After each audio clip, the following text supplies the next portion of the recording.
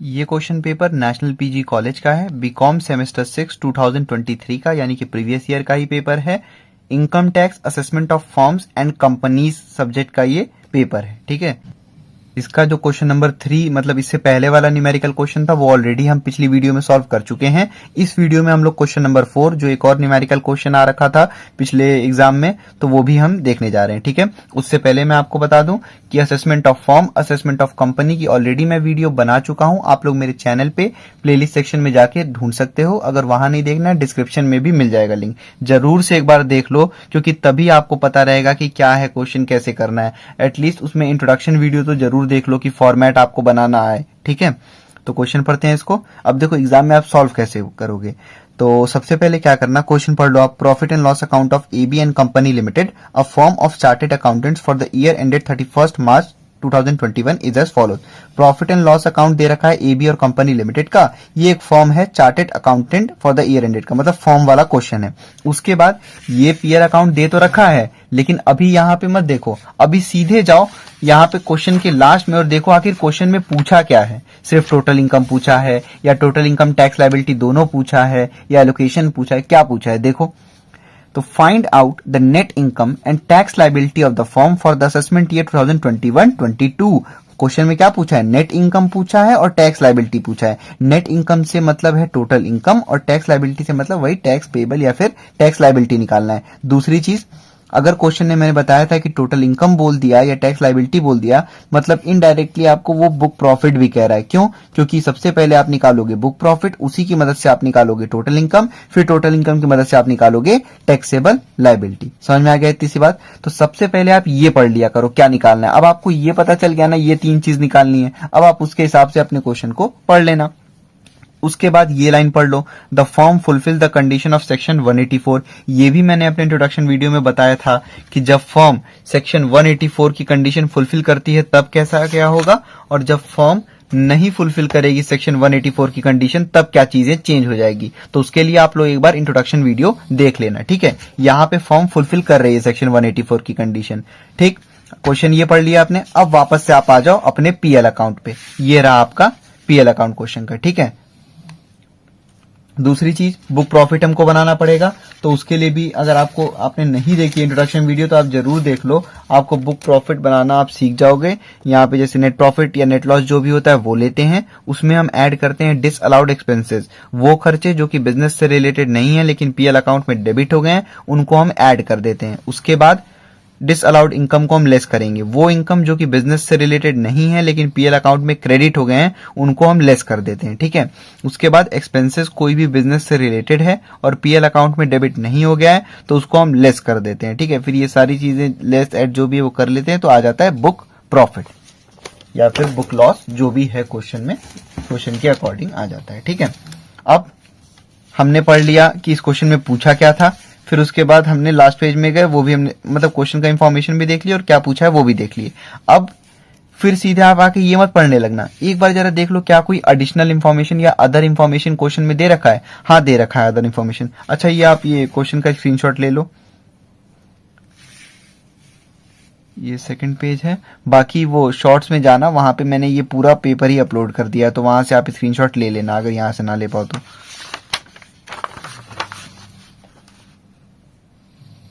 ठीक है, तो अब देखो भाई, पीएल अकाउंट पढ़ने से पहले अपना 1 मिनट और दे दो, और यहाँ पे जो अदर इंफॉर्मेशन लिख रखा है ना, देख लो कौन कौन सा है। तो पहला जो है एक्सपेंसेस से रिलेटेड, कुछ मत करो, ज्यादा बड़ा मत मार्क करो क्योंकि टीचर भी मना करते हैं। बस सीधे यहाँ पे एक छोटा सा डॉट मार्क कर लो कि आपको याद रहेगा इससे रिलेटेड एक एडजस्टमेंट है। उसके बाद सेकंड एडजस्टमेंट है डेप्रिसिएशन से रिलेटेड, यहाँ पे भी एक डॉट मार्क कर लो, तो आपको याद रहेगा क्वेश्चन पढ़ते वक्त कि किसका एडजस्टमेंट है किसका नहीं है। उसके बाद नेक्स्ट है interest to partner is fully deductible under section 40B। Interest to partner ये रहा। ठीक है, तो अब देखते हैं हम क्वेश्चन। तो आपको ये पता होगा इस साइड जो होता है वो डेबिट होता है और इस साइड जो होता है वो क्रेडिट होता है। ठीक है, सबसे पहले लिखा था एक्सपेंसेस 82,000। अगर इससे रिलेटेड एडजस्टमेंट ना होता तो हम सीधे इसको अलाउ कर देते और पूरा अमाउंट यहीं रहने देते, लेकिन यहां हमने डॉट लगाया है, मतलब इससे रिलेटेड एडजस्टमेंट था। तो हम देख लेते हैं क्या है एडजस्टमेंट। एडजस्टमेंट है out of expenses of 82,000 rupees 17,400 is not deductible by virtue of section 36 and 37। मतलब कि जो 82,000 रुपीज एक्सपेंसेस था, खर्चे थे, उसमें से 17,400 नॉट डिडक्टेबल है। नॉट डिडक्टेबल से मतलब नॉट अलाउ है, यानी कि डिस अलाउ है। और हमने अभी पढ़ा था कि जो भी डिस अलाउ एक्सपेंसेस हैं उनको हम ऐड कर लेंगे। तो ये पूरा नहीं डिसअलाउ है, इसमें से 17,400 नॉट डिडक्टेबल है, यानी कि डिसअलाउ है, तो इतना आप नेट लॉस में ऐड कर लेना। अच्छा हाँ, यहाँ इस क्वेश्चन में नेट प्रॉफिट नहीं हुआ है, नेट लॉस हुआ है, तो कोई बात नहीं, क्वेश्चन का फॉर्मेट नहीं चेंज होगा, बस नेट प्रॉफिट की जगह आप नेट लॉस ले लेना और ऐड लेस वही करोगे। जैसे यहाँ ऐड करना है डिसअलाउड एक्सपेंसेस, तो वही ऐड करोगे। ठीक, नेक्स्ट है डेप्रिसिएशन। अगर इससे रिलेटेड एडजस्टमेंट ना होता तो इसको हम सीधे अलाउ करते और यहीं रहने देते, लेकिन हमने लगाया डॉट, मतलब इससे रिलेटेड है एडजस्टमेंट। तो देख लेते हैं क्या है adjustment. Depreciation as per section 32 is rupees 17,500। मतलब कि यहां पे डेप्रिसिएशन है 20,000 रुपीज पीएल अकाउंट में, और एडजस्टमेंट में लिख रखा है कि as per section 32 is rupees 17,500। अगर आपने मेरी पीजीबीपी वाली यानी कि इनकम फ्रॉम बिजनेस वाली वीडियो अगर देखी होगी तो उसमें मैंने डेप्रिसिएशन का समझाया था कि सिर्फ यहां पे है तो अलाउ, अगर पीएल में और एडजस्टमेंट दोनों में दे रखा है तब हम क्या करते थे, पीएल वाला ऐड कर लेंगे, एडजस्टमेंट वाला लेस कर लेंगे। कहने का मतलब कि ये 20, क्योंकि यहाँ पीएल में भी है एडजस्टमेंट में भी है, तो 20,000 रुपए को जब हम नेट प्रॉफिट में ऐड कर लेंगे, उसके बाद जब लेस करते हैं हम सारी चीजें तो वहां पे हम 17,500 को लेस कर देंगे। एक तो ये तरीका हो गया। दूसरा क्या तरीका होता है, दूसरा तरीका हमने पढ़ा था ये फॉर्म वाले इंट्रोडक्शन में, कि अगर पीएल एक्सेस डेप्रिसिएशन अगर पीएल अकाउंट में डेबिट हो गया है तो जितना एक्सेस है डेप्रिसिएशन बस उतने अमाउंट को हम ऐड कर लेते हैं। फिर से समझना बात को, या तो एक ये तरीका आप कर लो कि पीएल वाला ऐड, एडजस्टमेंट वाला लेस, मतलब पूरा 20,000 ऐड और ये जो 17,500 है इसको लेस, या फिर सीधे excess depreciation debited to PL account. मतलब कि अगर पीएल अकाउंट में डेप्रिसिएशन ज्यादा डेबिट हो गया है तो जितना अमाउंट ज्यादा डेबिट हो गया है उतना आप सीधे सीधे ऐड कर लो। तो यहां देखो आप पीएल अकाउंट में 20,000 है, ओरिजिनल कितना था 17,500, तो 20,000 माइनस 17,500, 2,500 रुपए ज्यादा डेप्रिसिएशन यहां पे क्या हो गया है, डेबिट हो गया है। और हमने पढ़ा था फॉर्मेट में कि अगर एक्सेस डेप्रिसिएशन पीएल में डेबिट हो गया है तो सीधे हम उसको ऐड कर सकते हैं। तो आप चाहो तो यहां पे 2,500 को सीधा ऐड कर लो, या फिर उस तरीके से भी कर सकते हो कि पीएल वाला ऐड, एडजस्टमेंट वाला लेस। ठीक है, नेक्स्ट देखते हैं, लिखा है रेम्यूनरेशन टू पार्टनर। हमने पढ़ा था कि रेम्यूनरेशन टू पार्टनर अगर पीएल अकाउंट में डेबिट होगा तो फुल्ली डिसअलाउ वो अमाउंट ऐड हो जाएगा। ठीक, उसके बाद लिखा है इंटरेस्ट टू पार्टनर। अब देखो मैंने कहा था ना कि फॉर्म फुलफिल करेगा कंडीशन की नहीं करेगा, उसका रोल है, बहुत बड़ा रोल है। अगर यहां फॉर्म सेक्शन 184 की कंडीशन नहीं फुलफिल करता तब ये interest to partner fully disallow कर देते। ठीक है, मतलब कि पूरा का पूरा अमाउंट ऐड हो जाता। लेकिन क्योंकि यहां पे फॉर्म फुलफिल कर रही है कंडीशन सेक्शन 184 की, तो ऐसे कंडीशन में आप क्या करोगे, 12% तक जो होता है वो अलाउ होता है, इन एक्सेस ऑफ 12% डिसअलाउ होता है। तो जैसा कि आप ये क्वेश्चन में देख रहे हो लिखा है interest to partner is fully deductible under section 40B। Fully deductible से मतलब है कि ये 12% तक का ही है, ये 12% तक का ही है। और हमने अपने फॉर्मेट में पढ़ रखा था कि जब फर्म कंडीशन फुलफिल करेगी सेक्शन 184 की तो 12% तक का इंटरेस्ट ऑन कैपिटल या इंटरेस्ट ऑन लोन नहीं लेना है, उससे ज्यादा का लेना है। तो एडजस्टमेंट यहाँ पे जो डॉट हमने लगाया तो एडजस्टमेंट था, इससे एडजस्टमेंट क्या था कि भाई इंटरेस्ट फुल्ली डिडक्टेबल है, मतलब 12% तक है, तो इसलिए अलाउ हो गया वो। ठीक है, अब देख लेते हैं इनकम साइड। बाकी यही 3 थे अदर इंफॉर्मेशन, इन 3 को हम ऑलरेडी देख लिए। अब इधर आ जाए हम इनकम साइड, तो लिखा है receipt from clients and audit fee. भाई ये फॉर्म है चार्टेड अकाउंटेंट की, तो वो भाई फीस ले रहे होंगे, आ रही होगी क्लाइंट से और ऑडिट फी से, तो ये तो बिजनेस से रिलेटेड, फॉर्म से रिलेटेड हो गया इनके, तो ये अलाउ हो गया, इसका कुछ नहीं करना है। नेक्स्ट लिखा है डिविडेंड फ्रॉम कंपनी। ये कौन से हेड का है, ये इनकम फ्रॉम अदर सोर्सेज का है। और मैंने आपको अभी फॉर्मेट दिखाया था कि डिसअलाउड इनकम, यानी कि वो इनकम जो कि बिजनेस से रिलेटेड नहीं है और पीएल में क्रेडिट हो गया है, उसको हमको लेस करना है। तो ये इनकम फ्रॉम अदर सोर्सेज का है और पीएल में क्रेडिट हो गया है, तो इसको हम लेस करेंगे 15,000 को, ये डिसअलाउड इनकम है। ठीक, नेक्स्ट लिखा है नेट लॉस, तो यही तो हम सबसे पहले लेते हैं।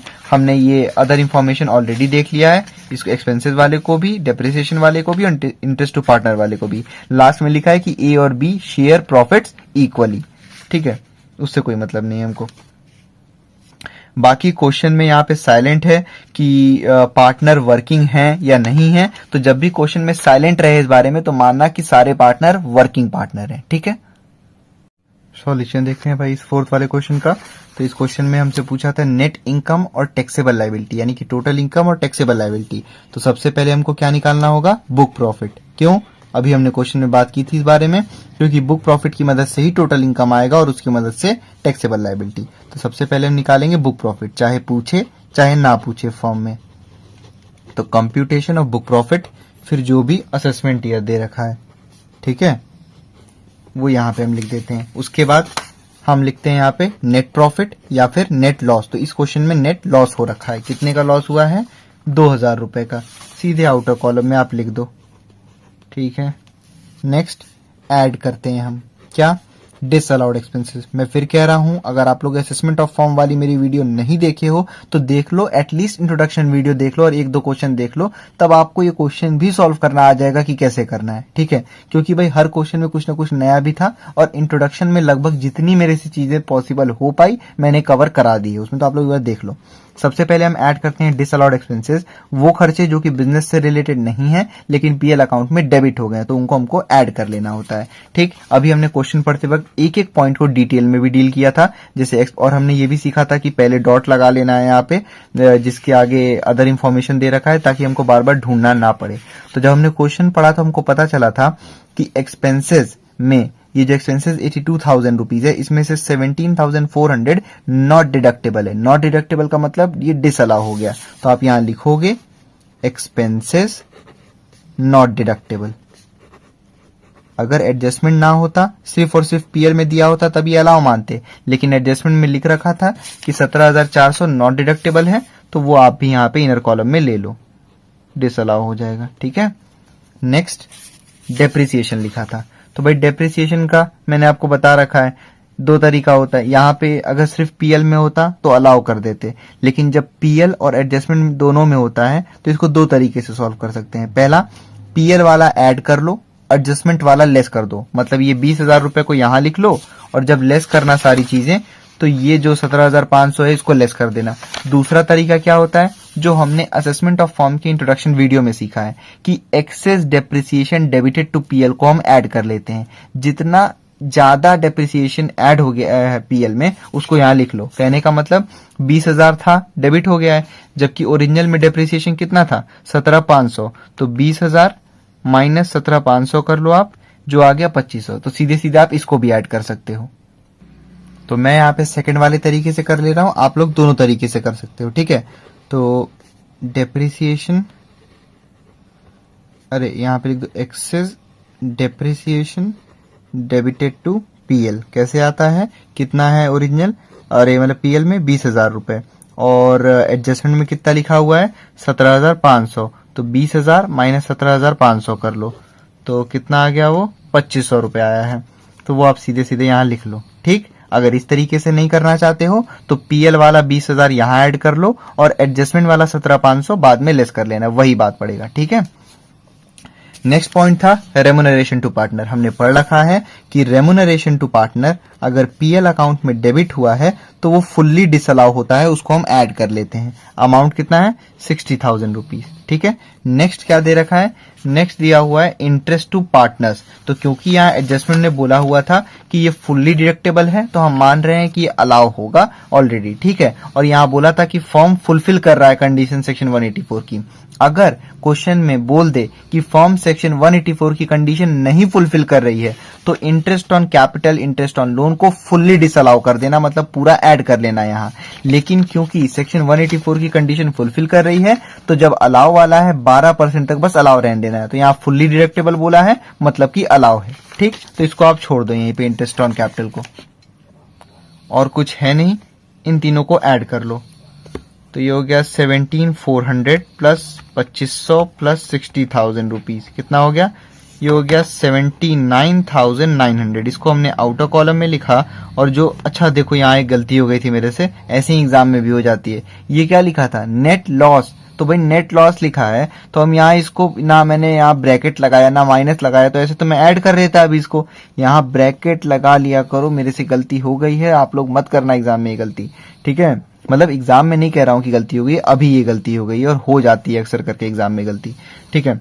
तो ये 2000 रुपीज का लॉस है, तो फिर इसको अब ऐड करोगे तो ये प्लस माइनस माइनस हो जाएगा, ठीक है। तो 79,900 प्लस का है और ये माइनस का 2000 है, तो माइनस 2000, ये हो गया 77,900 रुपीज, ठीक है। उसके बाद क्या करते हैं, उसके बाद लेस करते हैं डिसअलाउड इनकम, वो इनकम जो कि बिजनेस से रिलेटेड नहीं है लेकिन पीएल अकाउंट में क्रेडिट हो गए हैं। तो है कोई ऐसा इनकम, है भाई। सबसे पहला तो था receipt from client and audit fee, ये अलाउ है क्योंकि इनके फॉर्म से रिलेटेड है इनकम।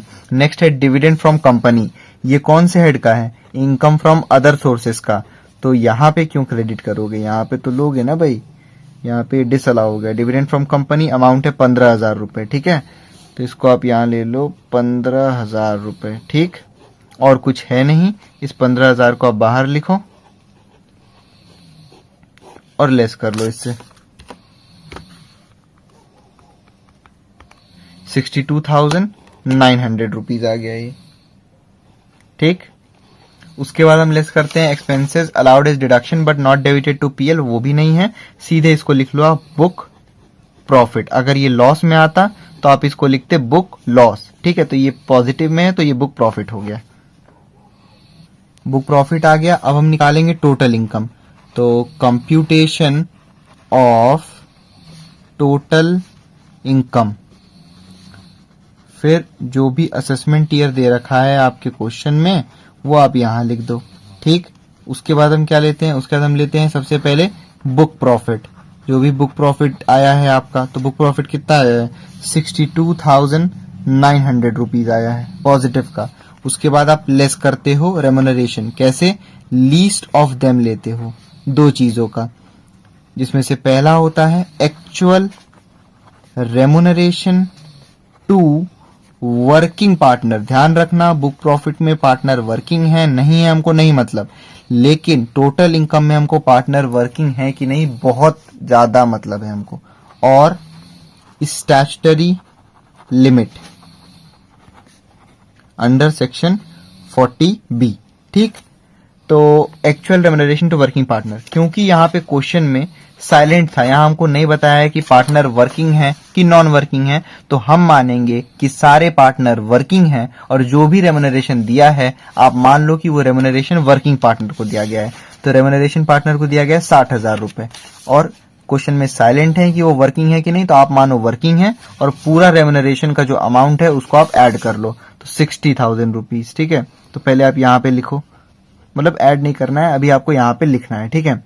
उसके बाद और अब स्टैट्यूटरी लिमिट हम कैलकुलेट करके आएंगे, वहां स्पेस छोड़ देना, आप अलग जगह पे आ जाओ और लिखना कंप्यूटेशन ऑफ स्टैट्यूटरी लिमिट। कैसे आता है ये भी मैंने इंट्रोडक्शन वीडियो में फॉर्म की सिखा रखा है, एक लाइन खींच दो। यहाँ फॉर्मूला होता है इसका on first 3 lakh of book profit, मतलब कि बुक प्रॉफिट के पहले 3 लाख का कुछ ट्रीटमेंट इस तरीके से होगा, उसको हम दो पार्ट में बाइफरकेट कर देंगे।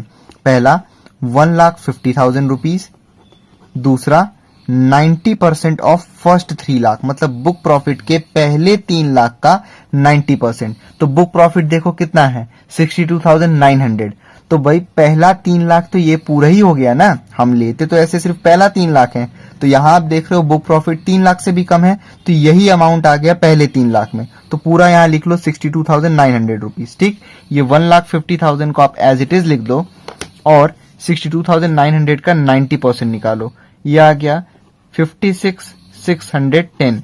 इन दोनों में से विच एवर इज ग्रेटर, जो भी ग्रेटर अमाउंट है उसको बाहर लिखो। साफ साफ आपको पता है कि 1,50,000 रुपीज ग्रेटर अमाउंट है। उसके बाद हम ऐड करते हैं क्या चीज, जो बैलेंस अमाउंट है वो उसका 60% निकाल लेते हैं, उसको नील कर देते हैं और यही आ जाएगा हमारा यहाँ पे 1,50,000 रुपीज, ठीक है। ये हो गया स्टैट्यूटरी लिमिट, ठीक। अब इस स्टैट्यूटरी लिमिट को हम पुट करेंगे। स्टैट्यूटरी लिमिट कितना आया है 1,50,000 रुपीज, अब आप खुद बताओ इन दोनों में से लीस्ट अमाउंट कौन सा है, ये वाला, तो यहां लिखो लीस्ट और इस 60,000 को आप क्वालिफाई कर दो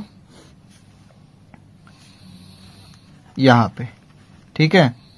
इसको लेस करो आप बुक प्रॉफिट में से, तो 62,900 रुपीज माइनस 60,000 कितना आ गया, ये 2,900 रुपीज। तो ये पॉजिटिव में आया है, तो ये हो गया बिजनेस इनकम। उसके बाद बिजनेस इनकम में हम ऐड करते हैं क्या चीजें, अदर इनकम, मतलब और भी हेड से अगर कोई भी इनकम हुआ है तो वो हम लेते हैं। तो यहां देख लें हम इस क्वेश्चन में और कौन कौन से हेड से हुआ है, तो केवल एक ही हुआ है, इनकम फ्रॉम अदर सोर्सेस से। तो यहां आप लिख देना income from other sources. Amount कितना दे रखा है, अच्छा क्या है पहले वो तो देख लो आप, वो है dividend from company, dividend from company gross कितना है 15,000 रुपीज। तो इसको आप यहां लिखो, और कोई इनकम है नहीं, सीधे इसको आप बाहर लिखो और ऐड कर लो बिजनेस इनकम में। तो 15,000 प्लस 2,900 ये हो गया 17,900 रुपीज। ये क्या आ गया, ये आ गया ग्रॉस टोटल इनकम। इसमें से आप लेस करो डिडक्शंस अगर कुछ भी दे रखा है तो यहाँ पे कोई भी डिडक्शन नहीं है, कोई भी डोनेशन कुछ भी ऐसा नहीं है, नील करो इसको। यही जो 17,900 रुपीज है ये हो गया आपका टोटल इनकम।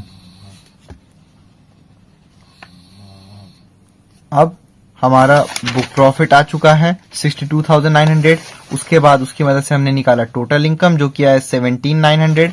अब हम निकालेंगे टैक्स लायबिलिटी जो कि हमसे इस क्वेश्चन में पूछ रखा था। तो हम सीधे इसका फॉर्मेट लिखते हैं, कंप्यूटेशन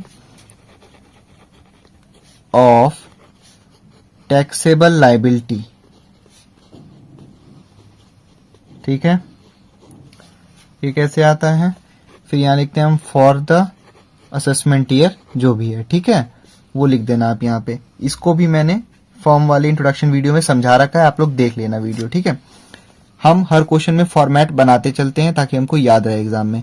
तो short term capital gain under section 111 है 15% नहीं है, नील कर दो। उसके बाद हम लेते हैं long term capital gain under section 112 10% या फिर 20% नहीं है, नील कर दो। ये सब मैंने समझा रखा है उस वीडियो में, आप लोग देख सकते हो। उसके बाद long term capital gain under section 112A 10% नहीं है, इसको आप नील करो।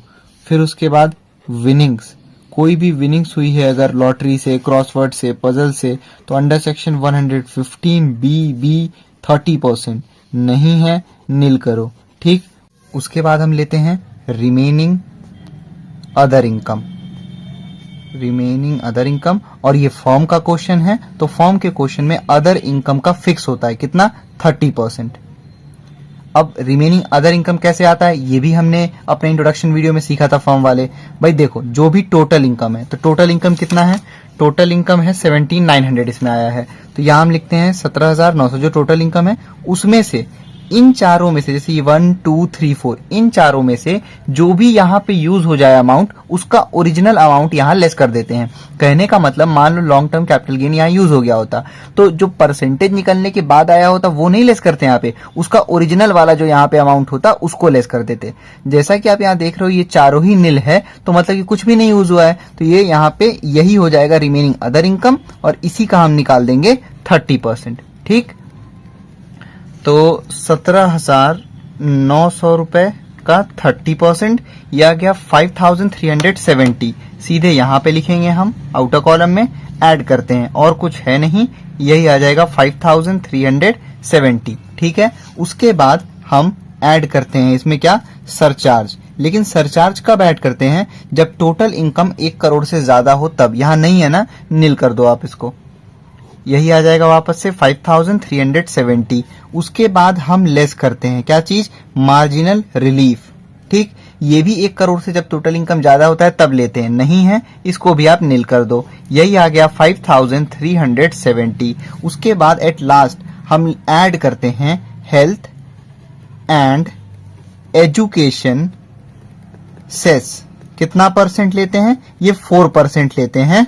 इस वाले अमाउंट का। तो 5370 का 4% हम कैलकुलेट कर लेंगे कैलकुलेटर पे। तो 5370 का 4% आ गया, ये आ गया 214.8। इसको हम ऐड करेंगे 5370 में, तो 214.8 ये आ गया 5584.8। और हमने पढ़ रखा था कि टैक्स लायबिलिटी जो होता है उसको हम टेंस प्लेस तक राउंड ऑफ करते हैं। तो 84.8 80 के पास है या 90 के पास है, तो भाई इसको आप 90 के पास सीधे लिख दो। क्यों? क्योंकि भाई देखो हम क्या करते हैं, अगर 85 तक, जैसे 5 तक रहता है तो हम सीधे उसको, जैसे 85 है तो उसको सीधे हम 90 भी लिख सकते हैं, 80 भी, तो ज्यादा फेवरेबल 90 वाला रहता है 85 के केस में। तो 84.8 एक तरीके से 85 है और इसके करीब जो टेंस वाला पड़ेगा वो 90 पड़ेगा। तो 5590 ये हो गया टैक्स लायबिलिटी।